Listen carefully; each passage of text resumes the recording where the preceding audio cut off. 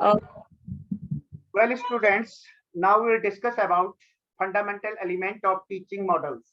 शिक्षण प्रतिमान के मौलिक तत्व, इसके अंतर्गत क्या क्या होगा, कौन कौन सी चीजें आएंगी, ये आपने अच्छी तरह रट लेना है और इनका क्रम भी यही रहेगा। सबसे बड़ी बात यह है। तो उसके अंतर्गत क्या क्या है? Focus. Normally, majority of teaching models are based on the following 6 elements.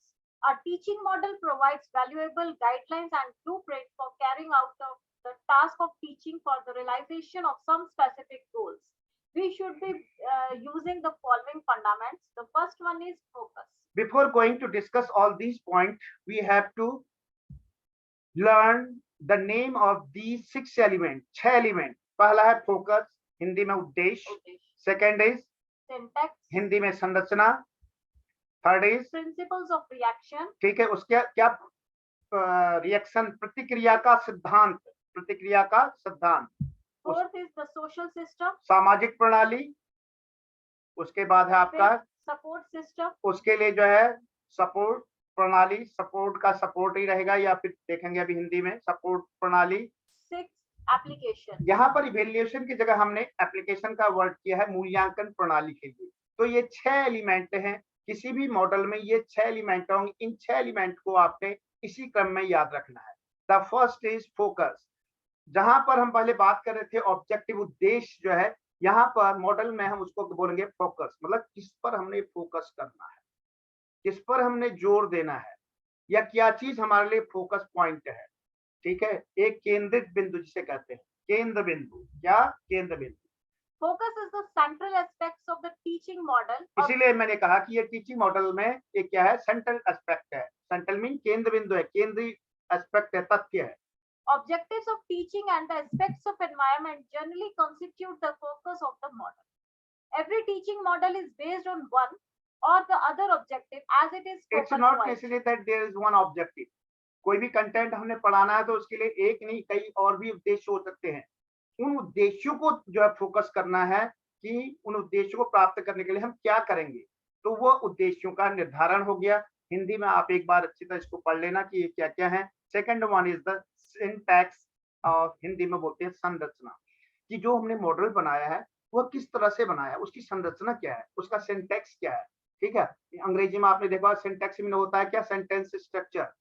ठीक, उसके अंदर सब्जेक्ट और प्रेडिकेट. सब्जेक्ट में आपका क्या क्या है, आर्टिकल है, नाउन है या जो भी है.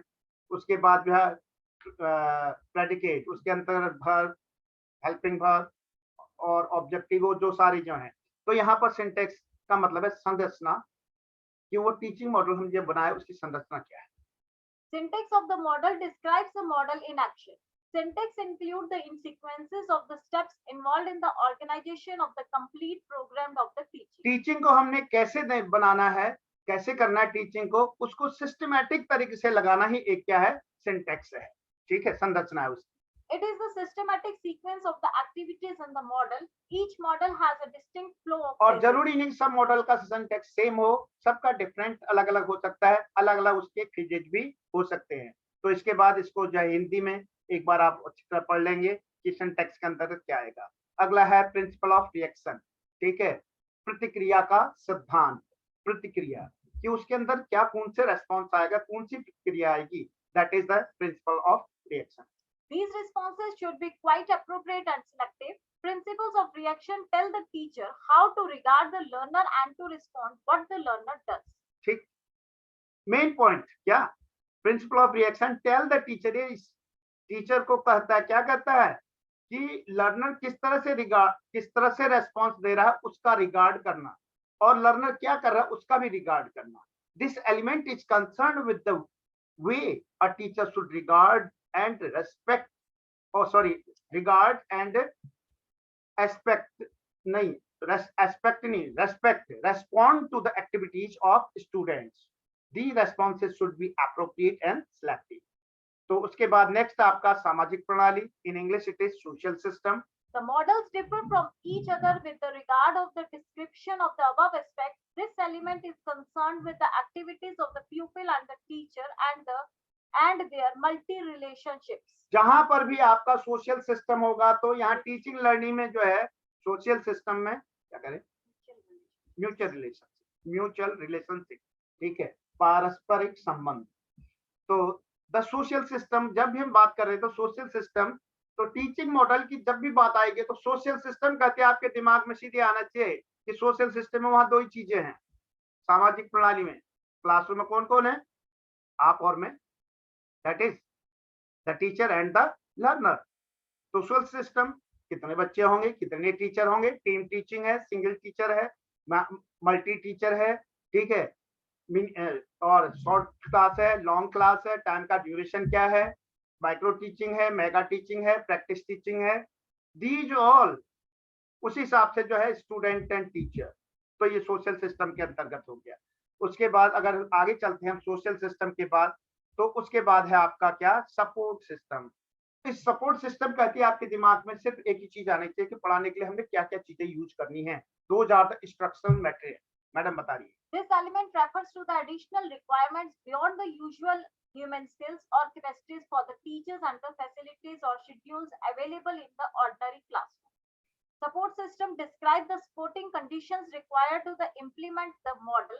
Support refers to the additional requirements beyond the usual human skills, capacities, and technical facilities. The support system relates to the additional requirements other than the usual human skills of the teachers and the facilities usually available in the ordinary classrooms. तो इसके अंतर्गत जहां पर भी support system होगा, then you have to go instructional material, teaching aids, human skill के अलावा जो ग्लोब यूज कर रहे हैं, कंप्यूटर यूज कर रहे हैं, प्रोजेक्ट यूज कर रहे हैं, क्या यूज कर रहे हैं, तो सपोर्ट सिस्टम के अंतर्गत आएगा।